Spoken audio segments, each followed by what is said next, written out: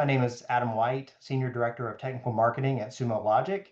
Welcome to the show today. We're excited to bring you a conversation on rapid prototyping, cybersecurity solutions with AI. I also have with me Chaz and Seth. Chaz and Seth, if y'all will introduce yourselves, that'd be great. Hey, yeah, everybody. I'm Clawson. I'm one of the field CTOs here at Sumo Logic. I've been here for over 5 years now. I'm looking forward to this conversation.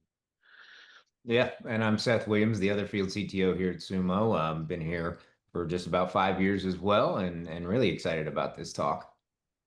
Yeah, me too. I should have said I've been here about 9 months now, so y'all got a long time on me. But yeah, it's exciting to be here with y'all. So just to kick things off, I wanted to see just kind of real world experience. Can y'all think of a time where or an anecdote where AI accelerated some sort of real time security task or idea that you had and kind of helped bring it to life? Is there anything that jumps out at you?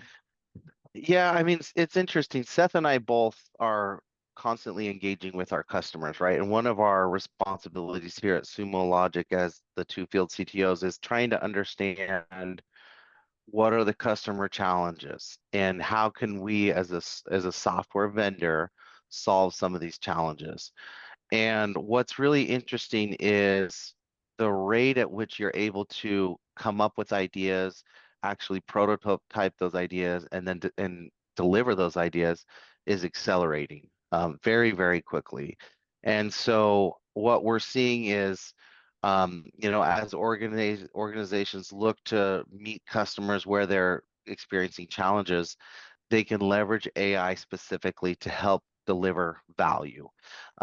There is the concept of first mover advantage is very real. So for Sumo Logic, Yeah. it's in our own best interest to come out with solutions that answer needs as quickly as possible. It's a crowded market, as everyone knows, no matter what kind of business that you're in. And so any kind of competitive advantage that you can get is in your best interest. And the AI revolution is real, right? This is not something that is all hype. And so developers and teams that are looking to rapid prototype solutions, beta test, deliver, do the whole SDLC lifecycle with AI, they're seeing huge gains, right? Efficiency gains. Um, and I can just give one example, right? Seth and I, we talk to security teams specifically a lot, right? So we're in the trenches. We'll go visit customers on site. We'll talk to the SOC operators, the analysts, the security engineers. And one of the things that we did observe is, hey, you know what? It's a lot of work to investigate what we call an insight, right? A security event. And so we put our heads together and said, you know what? What if AI could assist that investigation process and have the entire kind of workbench, right? The dashboards, the visualizations, everything that the analyst is typically doing, right, to create context around a security event. What if that could be AI assisted from the get-go? And, that's a lot of, we're talking about like a huge shift in the way that security analysts operate. Yeah. Um, Seth and I, full transparency, we are not developers. We are not coders. And we also don't have 6 months runway to come to market with something like this. Right. So just as kind of an experiment, we leaned heavily on AI, right? The large language models, generative AIs that everybody's aware of, Anthropic, ChatGPT, and the likes. And we're quite shocked, to be honest. And I'll let Seth explain exactly how this happened, but we were able to go from just this simple idea to have AI generate a workbench for every single security incident to have it functional, in a prototype manner, right? Not saying the code was production ready, but it actually worked within just a short Zoom working session with the two of us online, screen sharing and interacting with large language models, generating the code. And for me, that was the first time that I realized this is very real, right? This Yeah. is something that every developer team should be using. Um, and if you aren't using it, you're probably going to fall behind, right? That's the hard hard reality of this situation. So we can go into this exact example on how we did it, but yeah, I think just anecdotally we've seen it. That's just one example, but we're using ChatGPT and other tools similar to that daily, right? Or hourly at this point. It's just so good.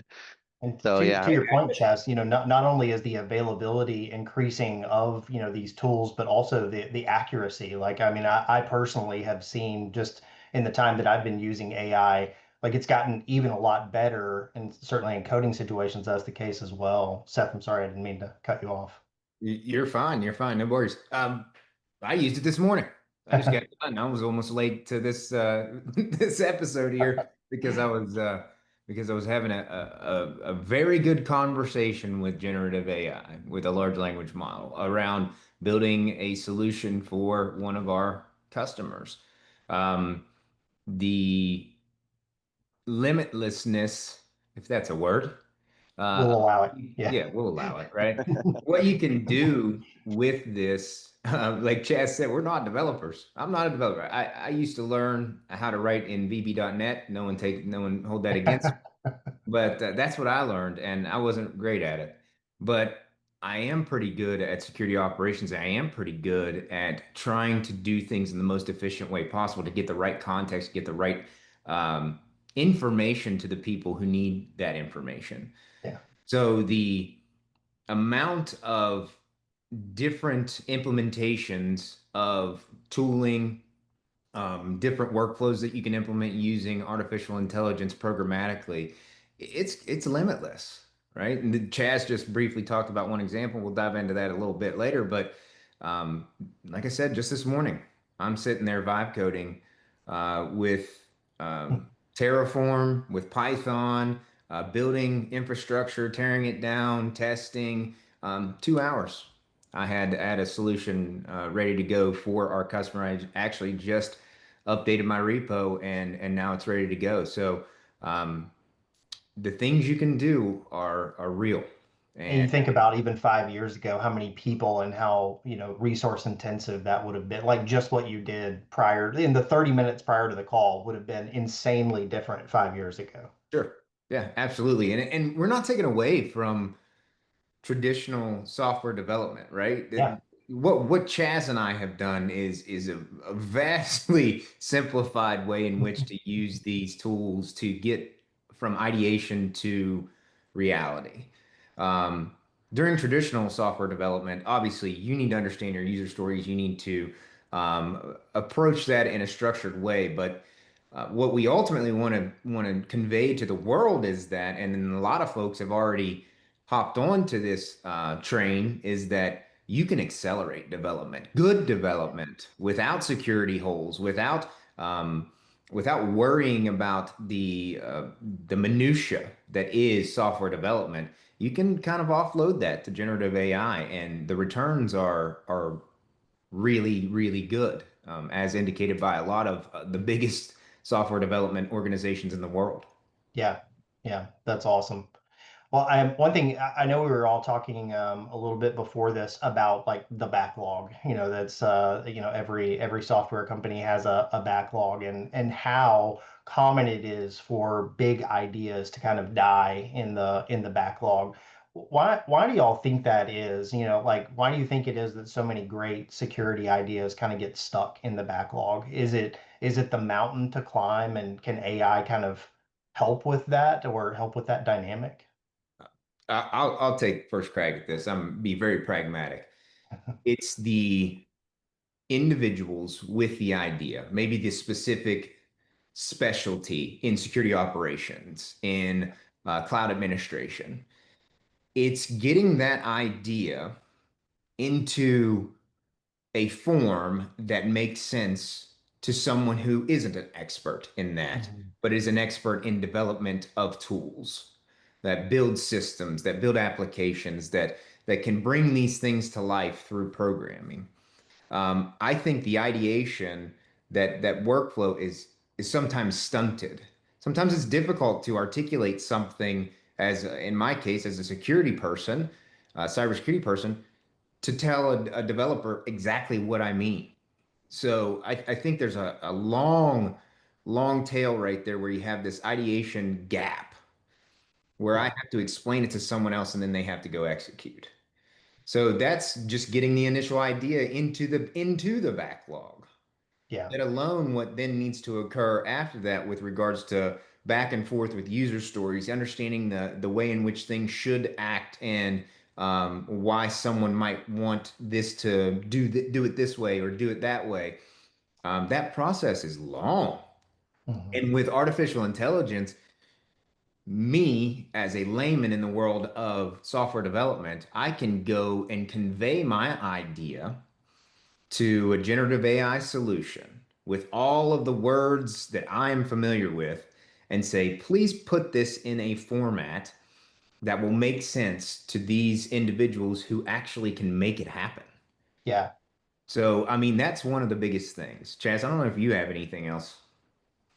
No, I was gonna say, it I totally agree with that. And I think part of it is also when you describe an idea, it's like you're giving an elevator pitch to an organization, and oftentimes they don't fully understand what value that particular feature or function brings. And so it's just a bunch of words, right, on paper. And I think the ability to make things a little bit more real and more tangible quicker helps not only for the organization to say, oh my gosh, that is pretty revolutionary, or that is a very cool feature, getting it in the hands of the customer to see, to validate, right? Like as quickly as possible before you spend 6 months developing this thing that you think is amazing, only to find out, you know what, that wasn't exactly what they needed.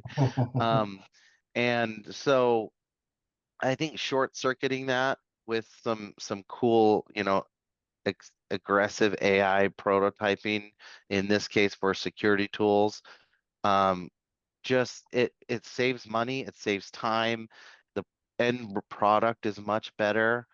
And so yeah, I think there's just so many benefits that I think that can come from doing it this way. Yeah. It seems like there are, yeah, I completely agree with y'all. It seems like too there are some kind of work culture and process dynamics to kind of bridges to cross, if you will. Like it can be a different way of doing things for a business, like injecting AI and making sure that like people feel good about that process. How have y'all kind of seen some of that interplay? Well, initially, resistance, Yeah. right? I mean, initially it was like, well, you see articles, I don't know what the breakdown is, but like 50-50, right? Hmm. One article will be like, artificial intelligence in the SDLC is the next best thing. We see Google, Microsoft, all these other organizations implementing this in as a part of their operations. You see that. And then the other 50% is like, AI has, it's introducing security risks. It's introducing, you can't trust it. It's telling you to do the wrong thing. So when you look out into the world and you're just kind of consuming this information from the technology community writ large, you're like, well, heck, I don't know what to do with this. I don't know how to make a decision. These folks with armies of developers, they seem to do a decent job with it, but they have this army to make sure that it's all good. And then you see these other folks that say that's terrible. You're introducing bad code into your code base. Um, I think the cultural shift comes from a rigorous application of the technology specifically for developers. Yeah. There are Yeah. great tools out there nowadays, and Chaz probably knows the name of them better than I do, but I kind of focus in on Cursor or GitHub Copilot. These tools for developers, and I know a lot of developers use them whether they like to admit it or not. These tools are purpose built for them to become more efficient. Yeah. So the adoption of these tools shouldn't be something that's feared by the community. It should be embraced, in my opinion. You always have to have the human at the end of the line to tell the tool what to do, right? Yeah. I'm not going to say that AI won't advance in the future to have its own ideas of what it thinks might be a good thing to do, but as it stands today, these are tools. It's like a hammer. A hammer is Yeah. a great tool to drive a nail. If you want to develop code quickly, GitHub Copilot, great tool to develop code quickly. So my advice to developers would be to sharpen that pencil around these tools and get really good at using them so that you Yeah, become an expert. As Seth was talking, it reminded me of an old cartoon or meme, I guess as it is, but this is something that we've all seen, and I'm gonna share. I can share an image, right, Adam? It'll still come through. yeah, Um, it should.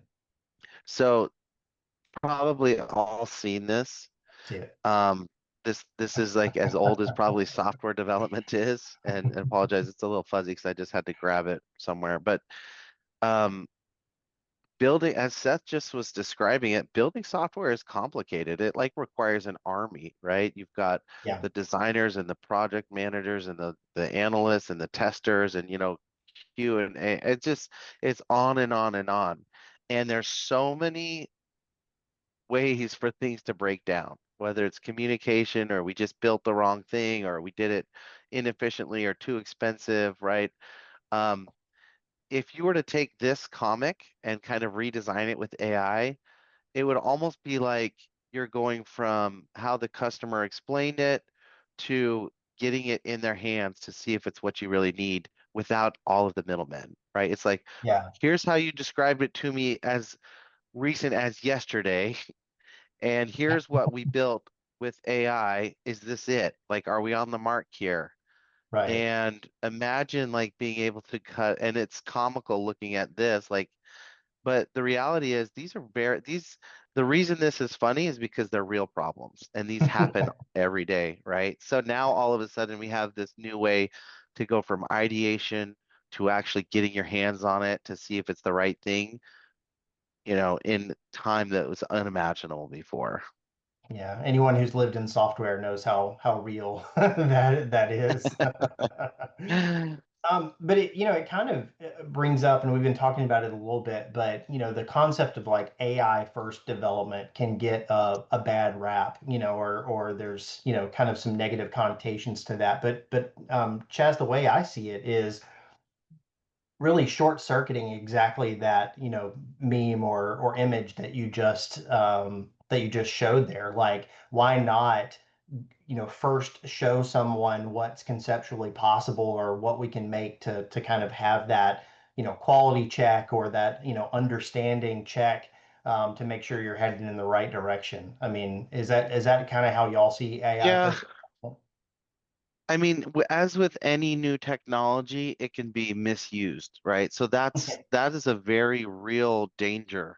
Um, and supply chain risk, vulnerabilities in the code, there's just so many things that can go wrong. And so like once you have this superpower, it's like, are you going to use it wisely or, For are you going to good. shoot your foot off? And so I think that there's a good, healthy concern around using AI in the development process. But I don't think that that should stop you from moving that direction, right? And you look at the biggest software shops in the world. We're talking about Google, who claims 25% of their new code is generated by AI. Literal trillion Microsoft, dollar companies these Yeah. days. right? Yeah. Yeah. Microsoft is landing at the 30% mark now is generated by AI. Anthropic CEO stated that in 11 to 12 months, he thinks almost all code will be generated by AI. So it's not a matter of like, should we use AI to do this? It's how do we do it safely and how do we do it properly? And the Yeah. good news is AI is just another tool. And if you build in like the testing, build in the hypothesis testing and the regression testing and the infrastructure testing, it does what you ask it to do. And Mhm. do the fuzzing, basically implement your concerns in the process. And then you've started to alleviate some of these concerns that people will have. And I think Seth said it earlier, like you have to, if your development team is not using these tools like Cursor and Whisper and GitHub Copilot, you need to really think hard about why you're not using them, because this is not going to end well for you. You're like standing in your own way at this point. Right, you are. You Yeah. honestly are. Yep. Yeah. Well, this is a good segue, I think, into some of the practical stuff that we were talking about earlier. I know that there was like an AI assisted alert agent that y'all had worked on from kind of a prototype or case study perspective. So is that good time to talk about that probably? Sure. Yeah. Yeah, absolutely. So Chaz mentioned it a little bit earlier, but I mean, essentially what we did was we got together and, just like most coworkers do, you want to make things as good as you possibly can for your customers, Yeah. right? And we're like, what can we do to help our customers, not only leverage artificial intelligence, but also use the knobs within Sumo Logic in a way in which makes their lives a little bit easier. So from ideation, and this is the point of this conversation today. If anyone walks away from this, it's that people without specific skills around development, how to write code, can bring an idea to life using AI. I mean, walk away with that. Walk away empowered to know that you can have a conversation and ultimately end up with a prototype to show not only your teammates, maybe build something that works for your customers, maybe talk to your product team around, hey, this is possible. And what we did was we started with that idea that, hey, let's build something to help during the investigation process very, very quickly. And through that, we had just kind of a round robin conversation with our AI friend that essentially helped walk us through building out some IC using Terraform, where we could spin up a system. We used AWS's Bedrock and one of the models that they offer there to essentially take a payload from Sumo Logic on an insight, a security investigatable event, Yep. send that payload with some additional context to an LLM, ask for some information around what this LLM thinks we should do with regards to specific investigation steps, and then actually execute queries within Sumo Logic to pull back relevant information around the insight and the entity that was exposed within the insight, and then create a dashboard. So, And when you think about it, we were using AI to build an AI solution, right? The Yeah. AI was leading the development process, and what we were delivering was AI to the customers.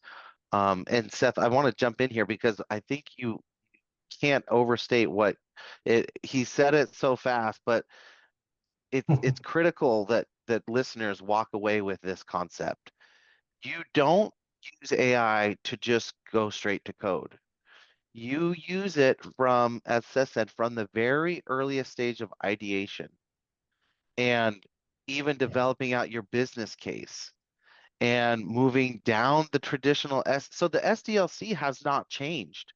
You always start with gathering requirements, and then you Still start follow with that format. yeah, Yeah. you start with design and whiteboarding and building an architectural diagram or design, and then you get into code implementation. And so I think one of the things that people are doing wrong, if I can, say that as confidently as a non-developer, but they're just sitting down and going straight to code. Hey, can Yeah. you write code this thing for me in Python? Slow down just a little bit and explain it and have a conversation. When Seth and I did it, we said, what database, Amazon services would be good for this particular use case? And then it gives you an answer, and it's okay to push back. Well, what about this database? Or wouldn't it be better? And it's literally like having a conversation with a friend, like a colleague. And you're Yeah. going back and forth, and it remembers the context. So before we even had it write a single line of code, we had it completely draft our architectural design document and it in knew what we human, wanted to yeah, accomplish. It right, knew that tire at the end, that tire swing at the end, it knew what that was because in this Yeah. case, we were the customer. It knew right. what it was through that conversation. So it's you do have to articulate that, right? But most people who have a passion and a desire to get to an end goal usually have that at least some form of that picture in their mind. So to Chaz's point, introduce it early and often before any semicolons or any code is presented in an IDE. Introduce it early on. But ultimately, what we ended up with, Adam, was um, an AI assisted piece of code to include infrastructure in the form of Terraform to stand up um, infrastructure, stand up Sumo Logic dashboards, stand up collection, and stand up ways in which we can uh, very easily pass payloads from Sumo Logic's platform to an LLM, back to Sumo Logic, and provide a dashboard to the end user that will help them through the investigation with very specific queries. And it was quite That's fun to super do, cool. and we did it in a matter of hours. Yeah. And Yeah. one thing that maybe for those that are a little bit newer to this field, Seth mentioned IAC, which is infrastructure as code. But the amazing thing is, like, everything has come together now when almost everything is done as code, and you specify as you're interacting with your LM, I want to do this with Terraform, meaning it's going to write it in such a way that you one click and it will log into Amazon and it will provision services, and one click it will tear it down, right? Yeah. that wasn't possible before we could do everything as code. And and in our case, we were asking it, we want to upload this dashboard with all of these visuals. Imagine like, oh, Bob logged in from all these different locations, put it on a map, right? The AI comes up with that concept. It needed to know how to upload into the Sumo Logic tenant for the customer. We simply just pointed it to the API documentation page. Like, Yeah. here's the Right. API for Sumo Logic, and this is what we would like you to interact with. And it read the API documentation. It knows how to write the Terraform for Sumo Logic and Amazon. And literally, it's one click deployment, and you're like, is that the tire swing that we were looking for? Or is Right. that like a broken, swing with one rope, right? And you're like, oh, well, let's go back to the drawing board. Yep. And Seth, I don't know if you want to talk a little bit about, like, obviously nothing, it's not like as good as we make it sound. Like, there's going to be errors, and maybe you're missing packages on your Linux box, or maybe it just did something wrong. Um, Pasting the code back into the LLM, Seth, is like something that's pretty common. Do you want to just touch on that a little bit? So if somebody's like, oh, I tried it and it didn't work, like, whoa, hold on a second. You're not giving it credit. I was Yeah. going to ask actually if there were like learnings from y'all's experience there. So this is a good segue. Yeah, no, I mean, I'm happy to do that. First off, as someone who was a mediocre developer earlier in my career, like just having someone to ask this question, like, well, what does this error mean, is a big deal, right?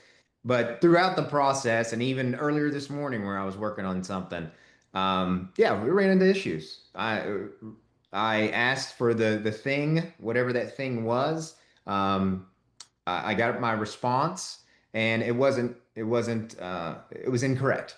So what I do is that when I run into an issue, I communicate back. That's what vibe coding is all about. And I know that some folks don't like that term, but that's literally what it is. Hey, I've tried this. It's not going to be non-destructive, right? I may be adding resources, but because I was using infrastructure as code, I can tear those resources down very, very quickly. So it's a non-destructive action. I ran into this issue. I simply copy and paste that error back into the model and ask it, say, what exactly does this mean? And you receive a response. Well, to break this down, this error essentially means you're missing this permission for this resource. You're missing this. You're missing this element, or this isn't installed correctly in your Lambda, or something to that effect, right? So it gives you a breakdown in a human readable way in which to parse errors out and understand exactly, well, why did this fail? And then you can give it a little bit of joshing back and forth. You can simply say, well, why'd you do that? Like, please attempt not to do that in the future. I don't Right. want to come back and forth to you.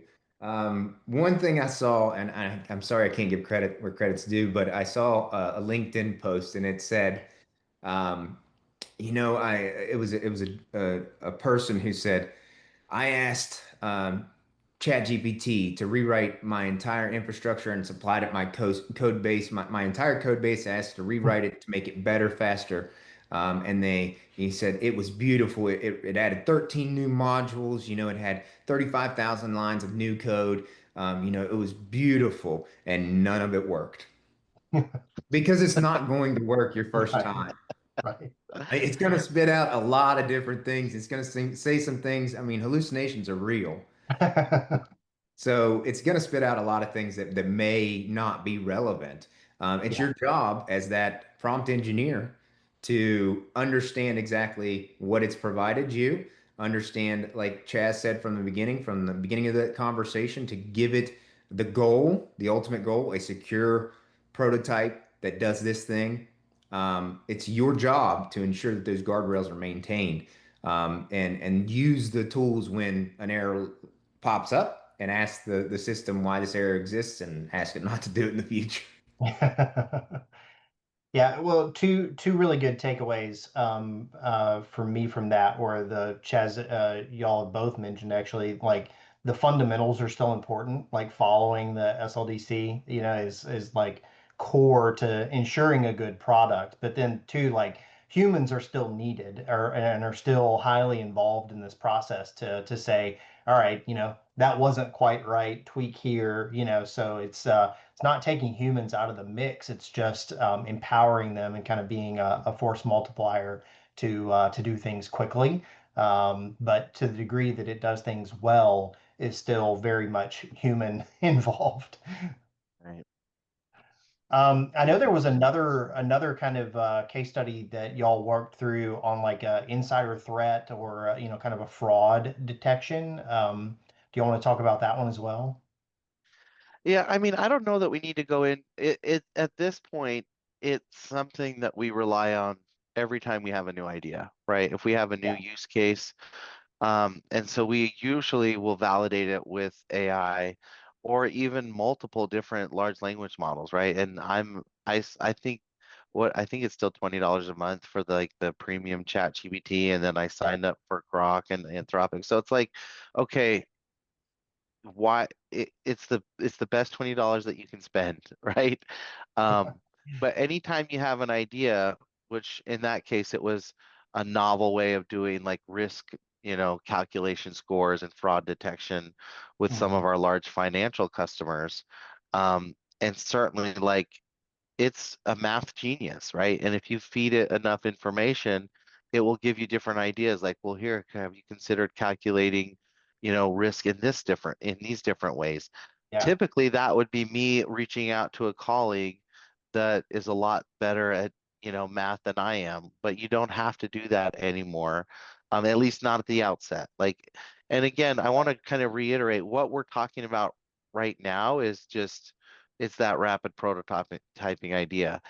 If your organization decides to go production with this, I would highly recommend you back up and review all the code that was written and double down on all the testing and validation, because that's not what we're trying to achieve here. What we're trying to achieve is, short circuiting, like, okay, we've proven this has value, it's resonated with customers. Now let's go and build it for real. And that's when the development team is going to be doing things in a much different way, right? They're going to have their IDEs and their workflows and their testing protocols, which is not something that we would do as field CTOs, certainly. Yeah. Yeah, definitely. Something that's become an acronym that I've heard much more recently, and I've enjoyed digging into it myself, is MCP, Model Context Protocol. And I know, part of what you mentioned earlier, Seth, and you as well, Chaz, and kind of the examples that you went through is the statefulness of the queries as you went along, as you're kind of interacting with the LLM, it knowing what you're trying to do from a database standpoint, from a Terraform standpoint. Could y'all just kind of talk about MCP and the degree to which you've seen its usefulness in interacting with AI? Yeah, Yeah, yeah. Go ahead, you Chaz. want to I mean, the example that everybody uses is MCP is kind of like the USB bus for the development world, right? Like I can take a camera, a mouse, or a keyboard or whatever and jack it into a USB port and it just understands what to do with that, right? Because Yeah. inherently built into the whole system is, hey, there's an information exchange and they know what language to speak to each other and what commands to pass back and forth. That has not historically been possible in the world of development, right? Every system that we're interacting with has its own API and has its own, agreed upon, commands and endpoints, etc.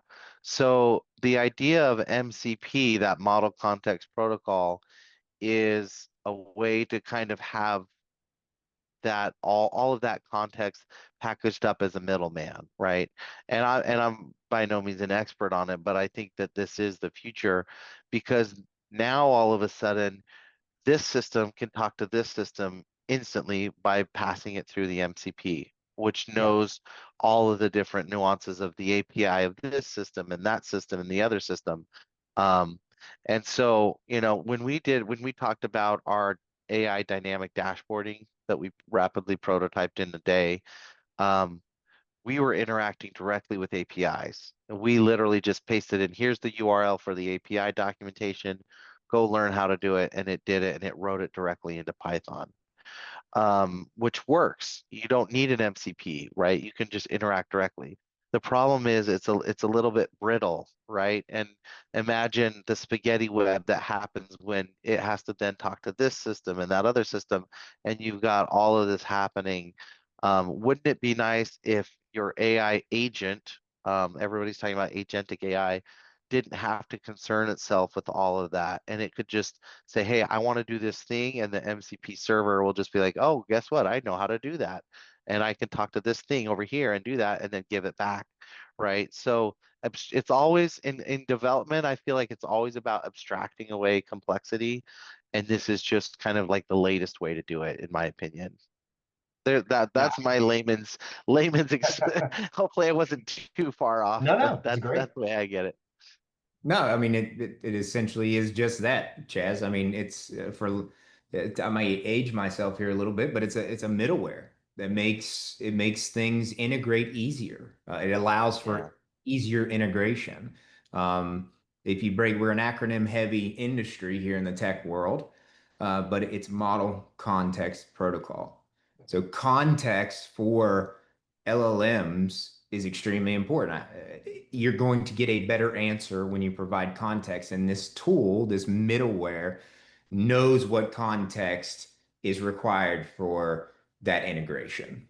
So it's a perfect definition. And it's something that, as we continue to drive towards agentic solutions, will be more and more ubiquitous throughout this technology landscape. Yeah. I've also enjoyed the context element, that it brings to AI because, sometimes I'll have a conversation with ChatGPT or something and like I'm in a different headspace the next day than I was the prior day. And so it knowing all of that and remembering all of that and me not having to explain it again, I kind of think of it like, when you call a call center and you get bounced to like the second tier or third tier, not having to like re-explain what it is that you're trying to Yeah. accomplish or what issue you're having, it's yeah, it's made life a lot easier in that regard. So just kind of one other thing on evaluating AI models with AWS Bedrock, why is model evaluation so critical before deploying to production? Like, and you mentioned it a little bit earlier, Chaz, but just kind of like pushing back or having those conversations, doing that evaluation. Like, what have y'all found on that front that's been helpful? Well, I can start there and then pass it over to Seth, but I think the one of the cool, if anybody's not familiar with Bedrock, think of it like um, Amazon has, gone out and brought in the largest, most powerful models and delivered it as an AWS service. And so now you're not interacting directly with OpenAI or Anthropic, right? You're interacting with an AWS service. And for me, I feel much more comfortable, to be honest, doing it that way, because you're not you're in some ways it's more privatized, right? And you're not sending stuff directly over to, the APIs, open APIs API. But the other thing too is when we're talking about prototyping, it's like a drop down. Like, okay, I want to use this model. Well, I didn't like the result. What if I try a different model? What if I try Llama or one of the, open source one? And so it simplifies your development and experimentation because Amazon Bedrock is already hosting many different models that you can play with. Yeah, like So that, leveraging the flexibility that's built into the system. It's those models are there for yeah, exactly that reason, because one's going to be better suited than the other, or you're going to get a better result. So you might as well, leverage what's available to you. yeah. I Yeah. mean, it's like think of a race car. Like if you could push a button and your entire engine is swapped out for a different engine, it's like, whoa, Right. let me try this one. Oh, I like that. Better acceleration, more torque, or like let's try another one. Like that's literally how easy it is. You're taking the entire brains and using a different LLM. So Yeah. so yeah. And in a more like tactical, right, approach to using Bedrock, right, is very simply those models do one thing better than the other, or they better is probably the wrong word, but they do different things, right? Input modalities are different amongst those models. So if you want to provide images to a model, if your application calls for that, then you can get an image in return or text in return in an output modality. So very tactically, these different foundational models that are supplied through Bedrock, um, you can choose, well, what is my application attempting to do? And the way in which they operate and what they've been trained on is also different, right? So you get the benefit of Yeah. all of the different perspectives from these organizations that have gone out and trained these models over the course of years now, to make them better and more functional for a given purpose, all within this one space. And to Chaz's point, you can say, well, I have these 5 models that they can take a text input modality. They operate with this number of resources. They return this much data. They can have this many tokens, up to this many tokens, and they return in these modalities. So it becomes a very tactical decision, that's broken down on a matrix. I mean, while I was looking over here, I Yeah. was bringing that matrix up to say, here are the dozens of different models that I can choose from to understand how much they cost me. Will it work with my my use case? Because our use case that we talked about a little bit earlier utilized a lot of tokens. We had a large payload. We had Yeah. a large payload where we had to pass this information over, and certain models weren't capable of taking that many tokens. They would truncate it, they would take what they could, and that was it. Right. But we can choose, and we actually did do this in our prototype. We're like, we asked AI, which foundational model from Bedrock should we use? And we actually changed in the middle, and it was super Love it. easy Yeah, using that's awesome. Bedrock. So Yeah. um, it was it's a really great way in which to interact with different models that were trained on different things that have different capabilities. So quite revolutionary in today's emerging AI age to be able to just drag and drop and just choose a different one. That's And super I cool. forgot until Seth mentioned it, the cost factor. Like when we started out, we have um, AWS development accounts that Sumo provides us, and just not knowing the space very much, we're passing these security insights and signals and logs over in these large chunks. And we're like, man, like, what are we going to do to our AWS account? We were a little bit concerned. The cool thing is, like, it's all of the billing is just tagged onto your AWS account. So we didn't have to go spin up 5 different accounts with different, LLM providers. And then we looked at the AWS provided cost, the billing, and it was like, oh, that cost us 3 cents to do all that. Like, whoa, okay. That's So amazing. then we Yeah. could put that concern to bed. But if you're doing things at scale, having it all right on Amazon Bedrock, the costing is huge, right? Because you now can you don't have to complicate your billing processes. Yeah. That's awesome. Well, just to close things out on a little bit of a kind of a personal note, so what would y'all say to a team that's still skeptical of AI and security development? You know, kind of what are some closing thoughts on on that sentiment? Yeah, I would say just like any lump of clay requires an artist to come in and mold that lump of clay into a functional piece of um, dinnerware. AI needs someone, a human being behind that table to make it do what is required of the customer, of the business, um, of what the ultimate goal is. Um, instead of instead of being resistant to that change, understand and you have to kind of be at peace with this, is that it's here. AI development is here and it's not going anywhere. It's only going to accelerate. So if you are nervous about that change, if you're resistant to that change, I would suggest you embrace it. Embrace it and become the best artist that you can be with the new tools that you've been provided. It's like electricity has just now been given to that turntable to help you make that clay pot. So Yeah. use it. Learn how to use it. I would and I would say that exact same sentiment, right? And the electricity is a funny example. I was just thinking of like, okay, I've got electricity in my house. Certainly, I could jab a paper clip in my socket and shock myself, but I'm not giving up electricity just because there's that danger. So what I would say is, don't fool yourself into thinking that there's less risk by not adopting it.